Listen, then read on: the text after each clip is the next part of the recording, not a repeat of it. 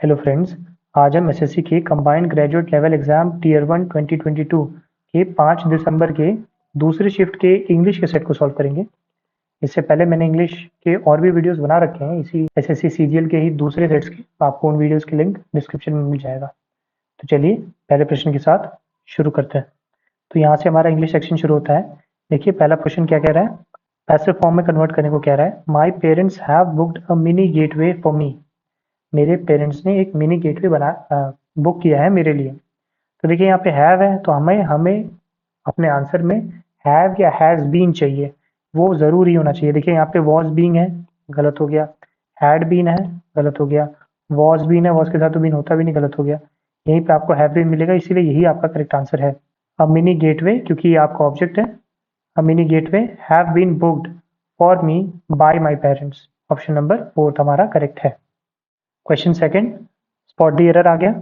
There are some monkeys on the roof of the carriage but Madhav did not see them. मतलब अगर हम इसे translate करें तो वहाँ कुछ कैरेज के ऊपर कुछ मंकीज थे जिन्हें माधव देख नहीं पाया।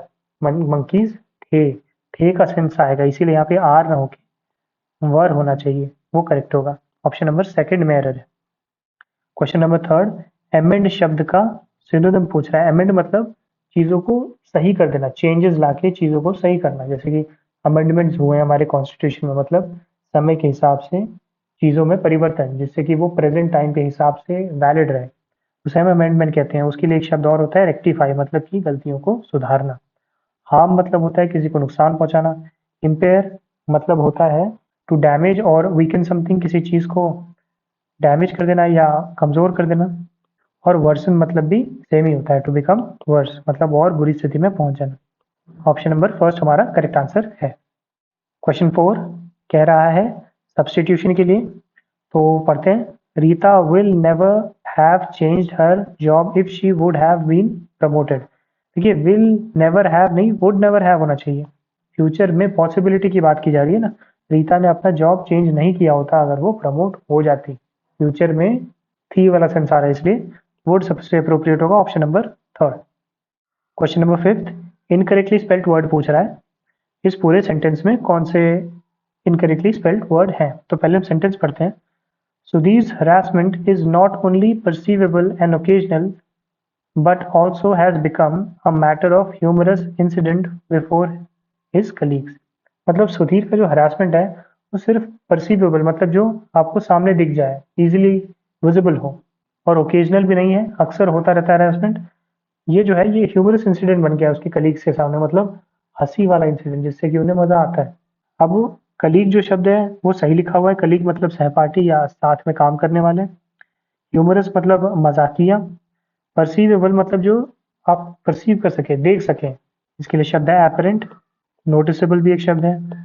ऑब्वियस, यहाँ पे देख सकते हैं आप, ये जो शब्द है ये गलत लिखा हुआ है। हरासमेंट का स्पेलिंग होती है HARASSMENT।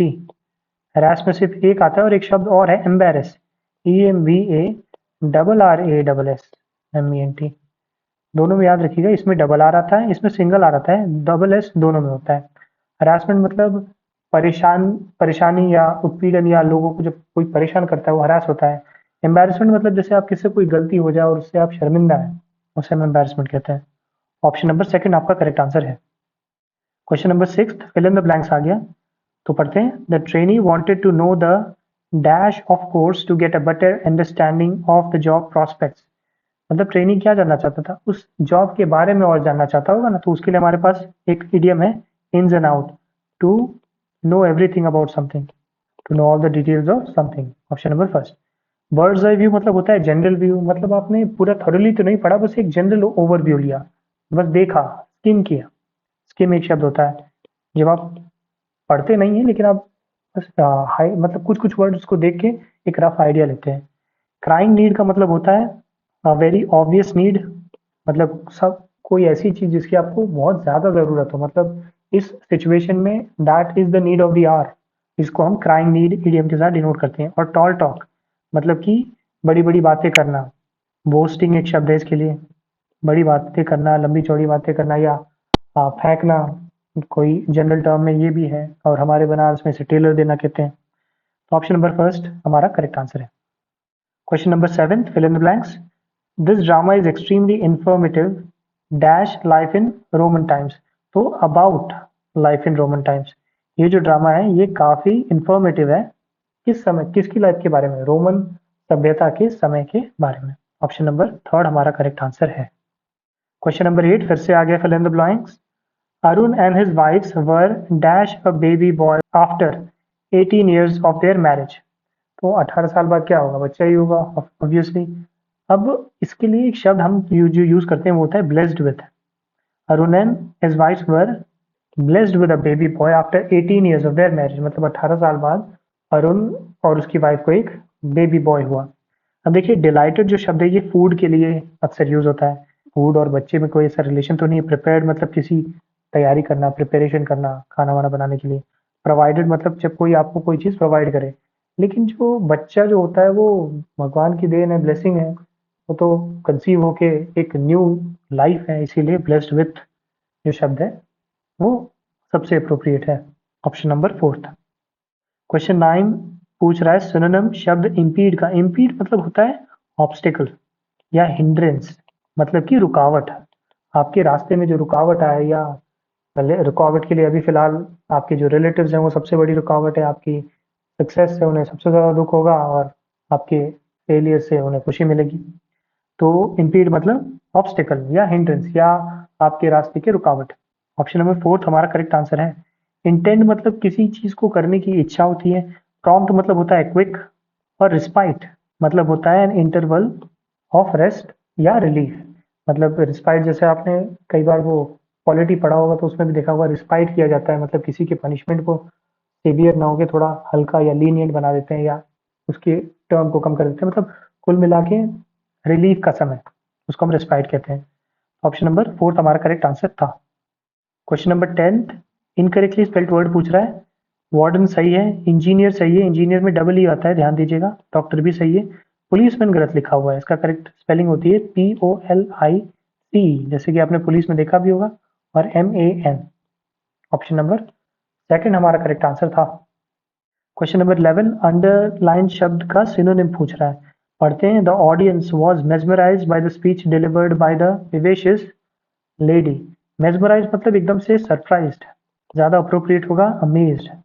तो जो ऑडियंस थी वो अमेज्ड हो गई थी, एकदम आश्चर्यचकित रह गई थी उसकी स्पीच से, उसके विवेशियस स्पीच से। विवेशियस मतलब एनर्जेटिक, मतलब पूरी शक्ति से भरी, ताकत से भरी स्पीच, जैसे कि लोग मोटिवेट हो गए होंगे या जो उन्हें पसंद आया होगा। जिस तरह की स्पीच सब लोगों को बहुत पसंद आया होगा, जिससे मोटिवेशन मिला होगा, उसे हम एनर्जेटिक कहेंगे। फियरलेस मतलब जो ना डरे। प्रॉस्परस मतलब फलना फूलना, ग्रो करना। और फ्रेंडली मतलब दोस्ताना। Option number first.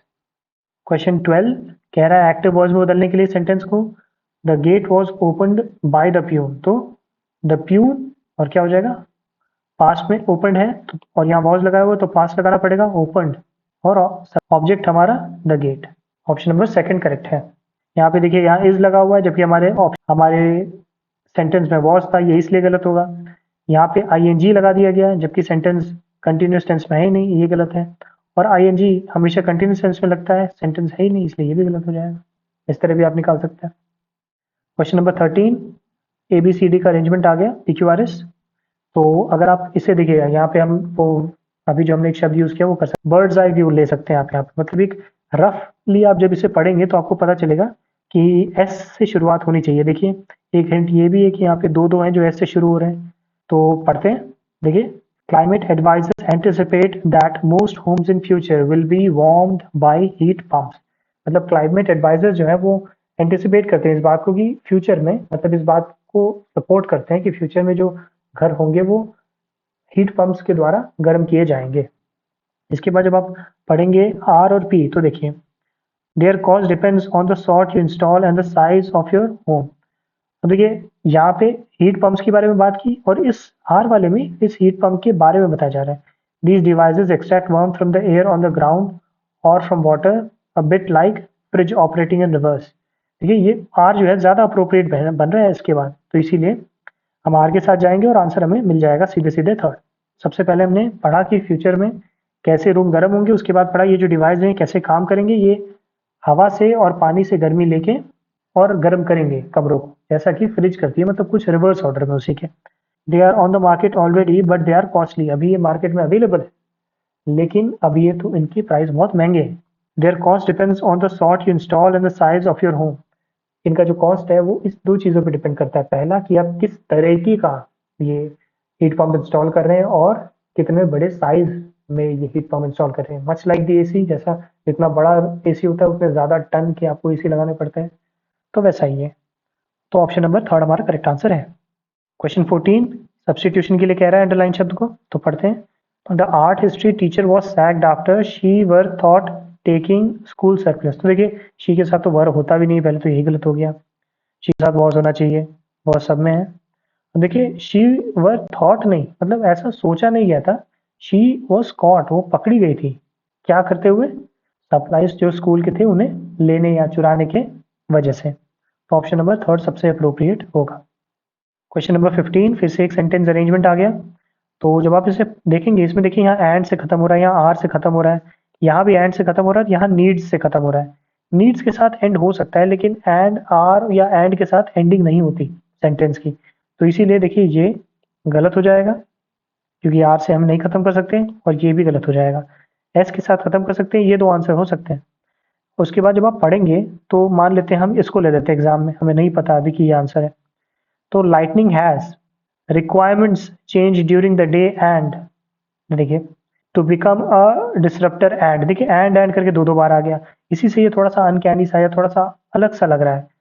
फिर and become human centric as our lightning has to adapt to our, तो पढ़ के ही सही सा नहीं लग रहा, इसीलिए आपको ऑप्शन नंबर फोर्थ के साथ जाना पड़ेगा कि लाइटनिंग जो है has to become a disruptor and become a human centric as our requirements change during the day and lightning has to adapt to our changes in needs। तब lightning से related है, ऑप्शन नंबर फोर्थ वैसे correct answer है। Question number 16 synonym पूछ रहा है शब्द mercy का। मर्सी मतलब होता है दया देना, दया या किसी पे मेहरबानी हो जाए तो।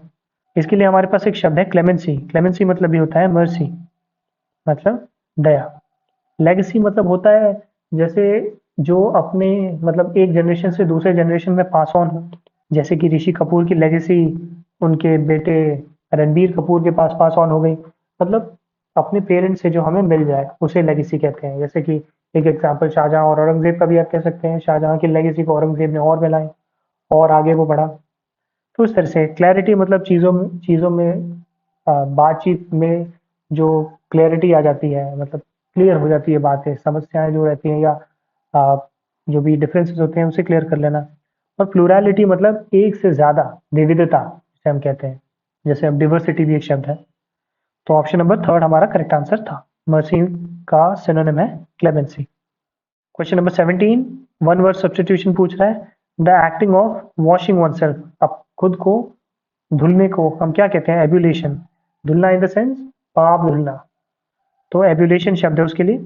सोल्यूशन मतलब दो चीज़ों का जो मिक्सचर होता है उसे हम सोल्यूशन कहते हैं। स्टीमिंग मतलब भाप, भाप बनाना, भाप से जो उड़ता है। और बेदिंग या बाथिंग मतलब नहाना। ऑप्शन नंबर फर्स्ट हमारा करेक्ट आंसर है।